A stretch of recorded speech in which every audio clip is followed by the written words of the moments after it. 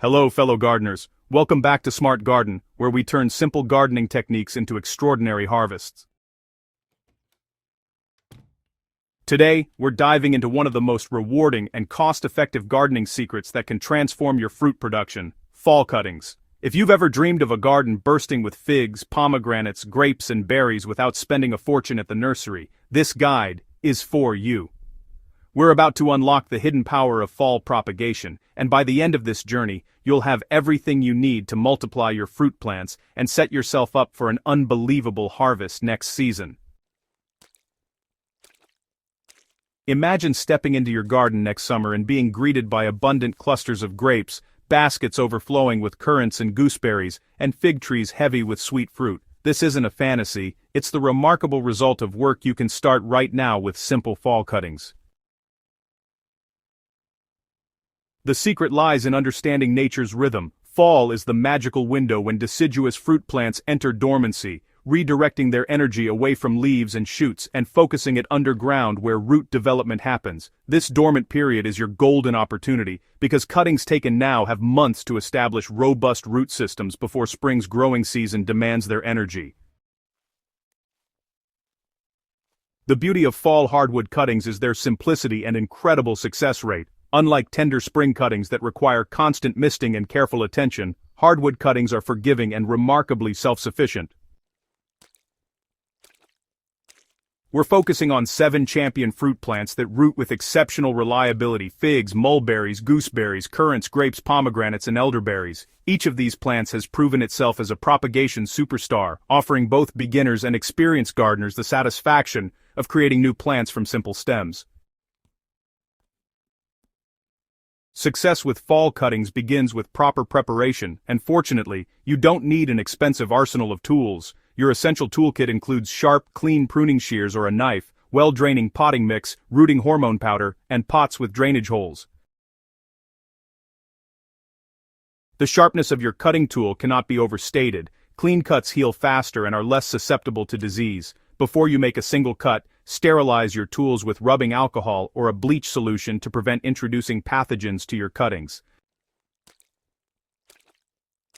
Selecting the right parent material is where your propagation journey truly begins. Walk through your garden or a friend's yard and look for the healthiest, most vigorous specimens. You want current year growth that's about pencil thickness. Too thin and the cutting lacks energy reserves. Too thick and it may struggle to develop roots. Examine the wood carefully, avoiding any stems with signs of disease, pest damage, or weak growth. The ideal cutting comes from a strong, productive plant that exhibits all the qualities you want to replicate in your new plants.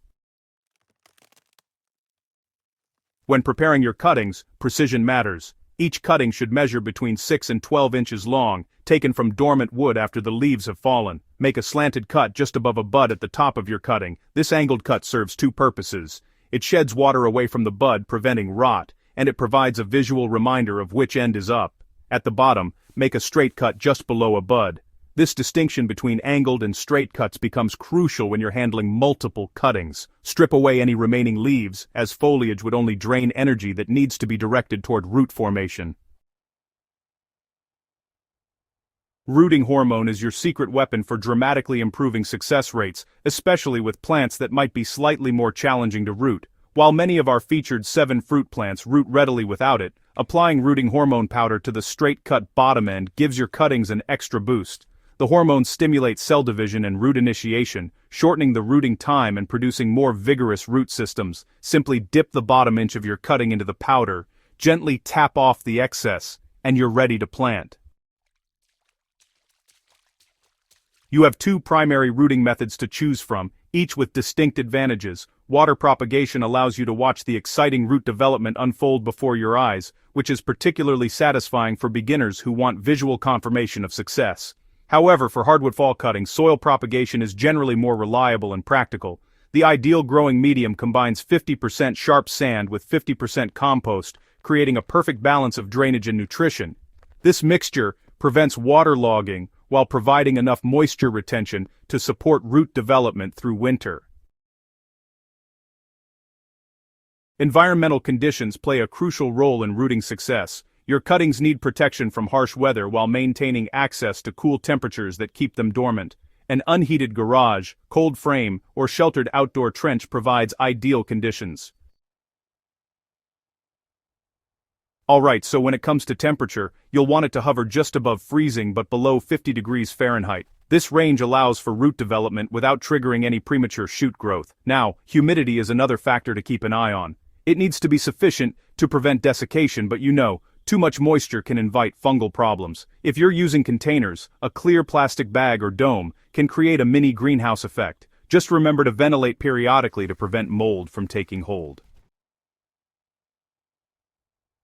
The care you provide during the rooting phase really impacts your ultimate success. Consistency is key here. Your cuttings need soil that remains evenly moist but never saturated. Think of it as maintaining the dampness of a wrung-out sponge. It's a good idea to check your cuttings every week or two throughout winter, adding water when the top inch of soil feels dry. For those outdoor trench plantings, nature often provides adequate moisture through rain and snow. But during those dry spells, a bit of supplemental watering ensures your cuttings don't desiccate. As winter transitions to spring, you'll start to notice the first exciting signs of success. Tiny green shoots emerging from the buds above soil level. This is when patience becomes absolutely crucial. Even though shoots are developing, remember, the root system is still immature and delicate. Resist the urge to transplant too early. Allow your rooted cuttings to spend their first spring and summer developing in their current location. This extended growing period builds a robust root system capable of handling transplant stress. By the following fall, which is about 1 year after you took your original cuttings, your new plants will be ready for their permanent homes. It's a good idea to choose a cloudy day or transplant in the evening to minimize stress. Make sure to dig generous holes, enrich them with compost, water thoroughly after planting, and then apply a layer of mulch to help conserve moisture and regulate soil temperature. Protection from extreme weather and browsing animals is still important during this establishment phase, so you might want to consider using tree guards or temporary fencing until your young plants develop enough size and strength to fend for themselves. The transformation from a simple stick to a fruit-bearing plant is honestly nothing short of miraculous. Within 2 to 3 years, your propagated plants will begin producing fruit, and within 5 years, many will reach their full productive capacity. The economic advantage, well, it's quite staggering. 7 cuttings taken this fall could yield dozens of pounds of fruit annually, all from an initial investment of just your time and minimal supplies. Beyond the financial benefit, there's a profound satisfaction in eating fruit from plants you personally propagated, sharing cuttings with friends, and preserving heirloom varieties that might otherwise disappear. Now, it's your turn to join the propagation revolution. We'd love to hear about your experiences with fall cuttings. Which plants are you trying, and what successes or challenges have you encountered? Drop your comments below, and let's build a community of propagation enthusiasts, sharing knowledge and encouragement. If this guide has inspired you to multiply your fruit garden, show your support by subscribing to Smart Garden and sharing this video with fellow gardeners. Together, we're cultivating not just gardens, but a growing community of self-sufficient food producers. Imagine the fruit you'll unlock next year, all starting today. Happy propagating!